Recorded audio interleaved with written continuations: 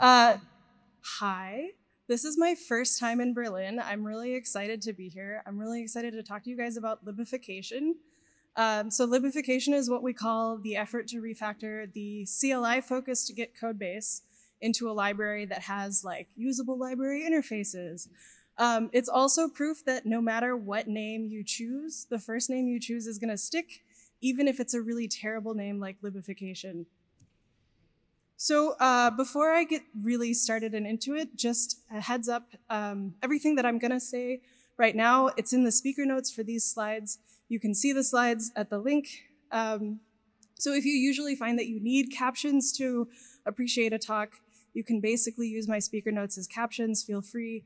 The comments are also open on that doc, so if you have any questions, you can leave a comment on that doc, and I'll get back to them when I get a chance today. Or you can catch me after. So if we haven't met before, I'm Emily. It's really nice to meet everybody. My pronouns are they, them, or she, her, and I'm known as NASA Muffin on most corners of the internet. I've been contributing to Git as a part of my day job for like 5.5 years, and I've been leading the Git client development team at Google for about 2.5 years. And you may have seen some of my other team members participating in the Upstream project. A few of us are here today, so if your name's on this list, can you like wave your hand? And you can feel free to chat with any of us about any of the stuff that I'm gonna talk about. I also help guide the Google source control groups in general, their interactions with other open source projects. And so that includes projects like JJ, which you just heard about, like JGit, like Capybara, a few other projects. So it's possible that you've also seen me around in that capacity, especially if anybody's in the JJ contribution community. If you're here today, I'm so excited. But I've been around there too lately. So let me start first with maybe a little bit of a history lesson. I want to start by talking about Git's architecture, so the past, present, and future of Git's architecture. So once upon a time, at Git's inception, we had this really nice Git executable. This had some really fantastic, user-friendly, so before we had really nice user-friendly commands like git checkout, which has great UX, we had something a lot closer to like a Unix philosophy. So we had this handful of small separate utilities, and you can use these to manipulate Git's storage directory, then you can invoke these by scripts. So these utilities are all compiled into individual binaries, and each one of these is a building block. Basically, you put these blocks together, you have something like a version control system. So you can actually find out a little bit more about this by looking through Jacob Stopak's initial commit website. I thought it was really great. He gave a talk at GitMerge last year, 2 years ago, I think.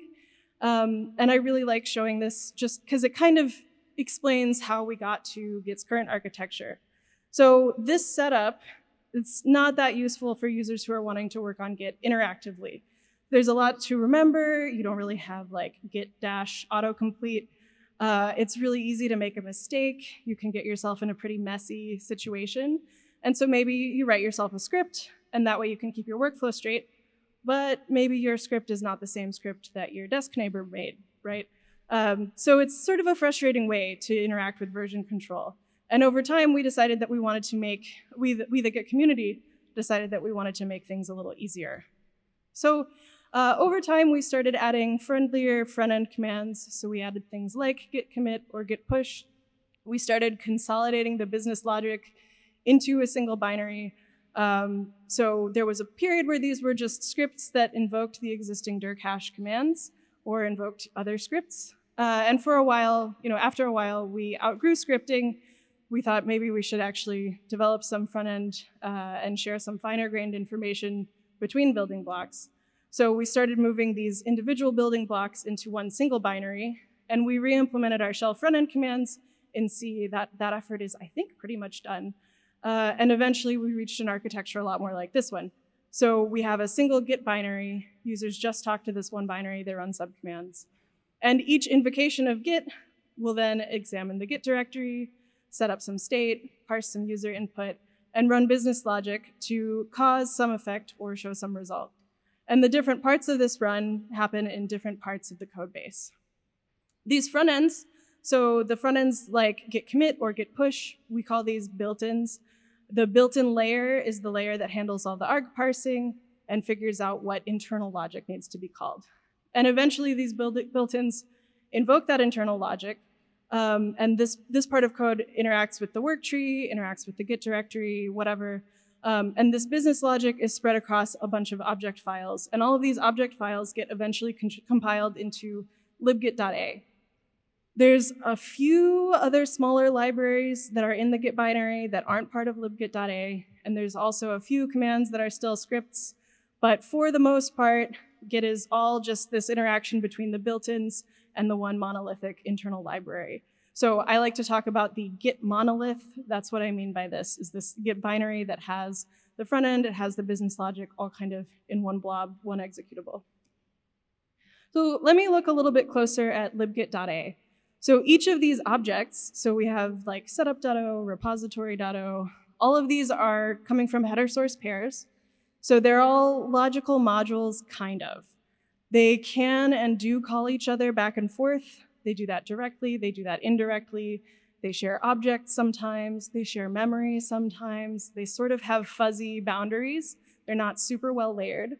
And because these boundaries are fuzzy, it's pretty difficult for anybody who's not Git to be using these objects. It just wasn't designed for other people to be using the interfaces that show up on these internal modules. So any caller who wants to use setup.o or repository.o needs to be able to guarantee that the other context and the other memory in that state is correct, it's in place. And that context comes from all kinds of places in libgit.a. These also don't really behave in like a library-like manner like you would think. So for example, lots of these object files are really happy to just write to the standard IO and exit early when they come into an error. And that's because the Git executable, as you know, is intended to just run once, exit right away. And so if we just exit with an error message, we don't have to do library or like memory cleanup. We don't have to, do anything. We can just quit whenever.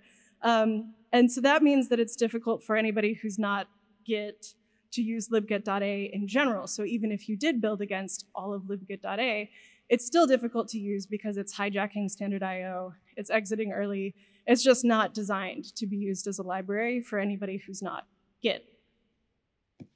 So we decided we wanted to try and make these internals into a library interface. We tried for like a year to pick apart some parts of these object files and expose those objects as individual libraries. It's really challenging. The boundaries between these objects are so fuzzy that the separation, like the act of separating them, is just really painful. So we were spending a long time working on refactors. We didn't really have much to show for it. So Git's codebase maybe got a couple of cleanups from us, but external callers still couldn't use first-party Git as a library at all during this time. Very frustrating. So in the middle of this year, we said, wow, this is really frustrating, and we decided to try a different approach. So we decided, because we are organizationally close to JJ, we decided we would start by targeting JJ as a user of this first-party Git library. That's the tool you just saw, the great demo. Thanks, Martin. And so JJ is written in Rust. Because JJ is written in Rust, if JJ wants to be using some first-party Git library, that library needs to have a Rust binding. You can't just call the C functions. But this actually kind of works out. It kind of gives us a shortcut. So we can limit the Rust binding, and we can contain just a few entry points in that Rust binding. And that way, we have time to clean up the code paths that are run through those entry points. We can get rid of some of the stuff like the early exits, the standard IO access, the memory issues, whatever. And we also have a benefit that JJ is publicly available as a CLI primarily. And so we can be a little bit more lenient with some of those things too. If JJ's calling a library and that library prints to standard out and exits the entire process, it's probably okay in the very short term. So our current approach actually looks something like this architecture. So we have JJ interacting with libgit.rs. That's this Rust binding layer. It's still in review right now, I believe. And libgit.rs calls directly some Git business logic. And Git's built-ins are continuing to still operate the same way. JJ doesn't call the built-ins, JJ's calling this binding, which is calling the same things that the built-ins call. And that's because we want JJ to basically be acting like another implementation of the Git client. So it doesn't need to be constrained to the workflows that Git is exposing over the CLI. Although I know people really love Git's CLI and workflows. I know people love it. So instead, JJ can make use of some Git features where it wants to, and it can provide some friendlier interface if it wants to. But that kind of leaves us still with this messy libgit.a with the poor layering and fuzzy boundaries. And the current state of the Git monolith doesn't just make users and library callers lives hard. It actually makes our Git developer lives hard too. So all this poor layering, all this shared global state, it makes the code base really difficult to reason about. Like, it's hard to tell, if I call this, what else is going to be modified and which objects can I continue to rely on afterwards. So I personally still cling to my dream that eventually we can clean up libgit.a, we can have some orderly library-based Git. I'd really like to see this tidy state or something really close to it where Git is acting as a front end around a well-ordered package of libraries. Any other tool can also act as a front end around that same package of libraries. And so in this picture, I just showed Git and JJ front ends, but you could also imagine this being like your IDE extension, your virtual file system daemon, pretty much like anything that wants to be able to talk to a Git repository on disk. So after that, once we do have this tidy thing, why do we still need on-disk Git, right? So once you have this well-modularized state of the world, and libraries are talking to each other by these standardized APIs, and front ends are talking to Git by these same standardized APIs, it becomes really easy to extend Git to do other stuff. So these are my hot new startup ideas. Please don't steal my hot new startup ideas. Rights reserved. But you could imagine using an alternative implementation of the config library. So maybe this grabs your personal config from a cloud service, and then it overlays it on top of your repo config, and you never have to set up all your permanent config again. Or maybe we could experiment with some alternative ref storage. We could re-implement one library in Rust. We can find out whether there's performance improvements or correctness correctness implications if we do that kind of thing. And these alternative implementations work really well, they just work with existing front ends, right? As long as they expose the same API, you just install cloud config in the right place. Now the Git CLI uses that config, JJ uses that implementation, VS Code uses that implementation. It all just goes. So that'd be cool. That's like my pipe dream. So rolling back to the present, like I said, we're still targeting JJ as our initial library caller. We're exposing, for starters, only a handful of entry points. We're polishing the code paths in those entry points so that we can, the code path used by those entry points. The series introducing this wrapper to contrib in the main Git repository is under review right now. Once it is mature enough to land, we'll be simultaneously polishing those code paths, like I said, and adding some more entry points to JJ's needs. Right now, JJ is using both libgit2 and gitoxide. They're both great. We're targeting libgit2's APIs first, just because we're using libgit2 for network access in JJ. There's a need for JJ to use the remote helper extension framework that the first-party Git client can use. So that's kind of low-hanging fruit for us. And as we continue to expand that API service, there's some cleanups that are useful to make these calls constituting, these cleanups are like a huge part of the work, right? So the nice thing is that these cleanups also make the rest of the Git monolith easier to reason about, so the project's happy to receive them regardless. So these cleanups are in 3 major categories. The early exits, I mentioned a couple times, gets designed to be very quick, run once, terminate right away. So a lot of the time, if we see some error condition, we just print and give up. But that kind of sucks for an IDE, right? So like imagine you're typing around in VS Code, you misspell a branch name, and your IDE just exits. That kind of sucks. So also, because Git is ephemeral like this, we have this one-shot design. When we do exit early, we don't bother cleaning up the memory. This is kind of a problem. For library callers, they probably do have a longer running process. They will invoke the same Git entry point over and over. They kind of care about memory leaks. So we need to figure out, how to make it clear who's responsible for freeing the memory, how to actually, clean it up in a timely fashion. Sometimes we do want to keep the memory around much longer, so we need to figure out an approach for that too. I also mentioned that the fuzzy boundaries in libgit.a, right? A lot of this is because we have global variables that are shared all over the place. We have bunches of these. Sometimes it also looks like circular dependencies, like if you want to access the object store, you also need to access the network, remote helper, and then the remote helper also needs the object store, and this kind of circular dependency is very tricky too. So, like I mentioned before, we're mostly focused on this Rust binding effort. There's a link here. You can take a look at the review. It's still ongoing. I think it's really close to landing. Other than that Rust binding effort, we also are wanting to chip away at those deal breakers from the last slide. We want to do it in an orderly fashion. We don't want to regress. We don't want to negatively impact Git's code base. So one tool that's really great for not regressing is this unit testing framework. So Josh Stedman worked on introducing one. Patrick Steinhardt, I think, was working on introducing clar instead, so we're using clar now. Unit tests are new for Git. We're sort of still learning how they work, but we are starting to grow some tests, especially from like GSOC students. So thanks also to our GSOC student hosts. So these unit tests allow us to exercise library interfaces in the same way that library callers would. And unlike Git's existing shell-based integration tests, they're less forgiving towards things like memory problems or early exits or standard IO, like printf instead of some return code. So because the unit test needs these things happening at the API layer instead of at the human layer, we can sort of prevent regressions in this area. We also have seen a lot of progress on global variable removal. I'm super excited about this. Thanks again to Patrick for using this pattern to identify use of the repository global variable and eliminate these.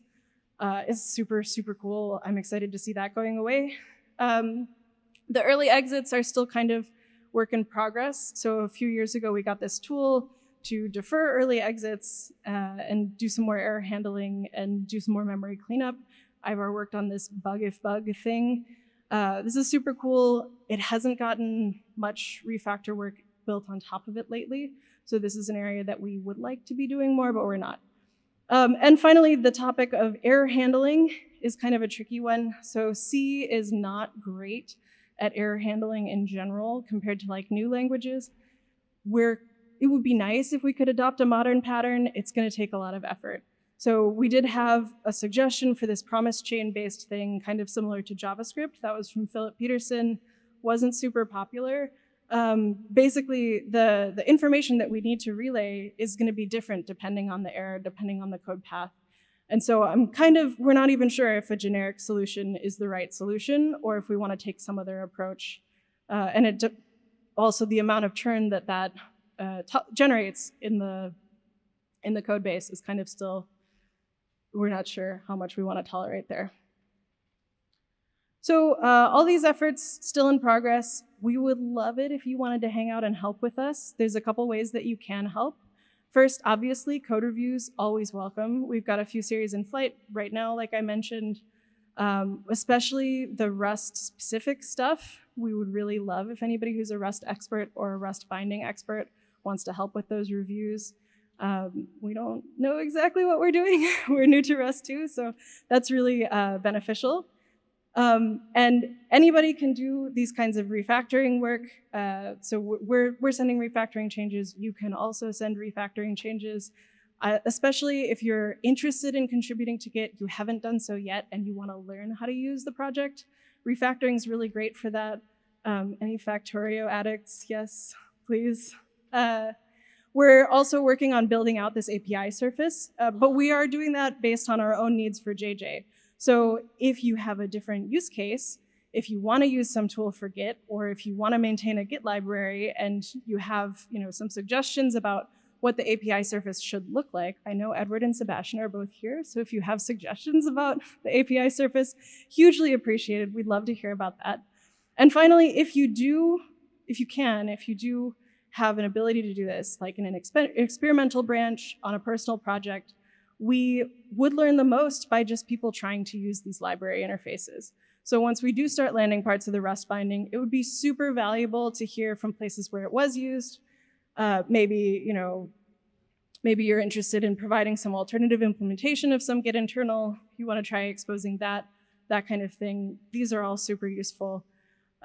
Anything like that, we'd love to hear feedback about too. So that's it. I know I went a little over. Sorry, not sorry. Thanks for having me up here. You can feel free to catch me at the breaks, at the social, online, any of the locations on this slide, questions in the public slide. Yeah, anything. Thanks, everybody.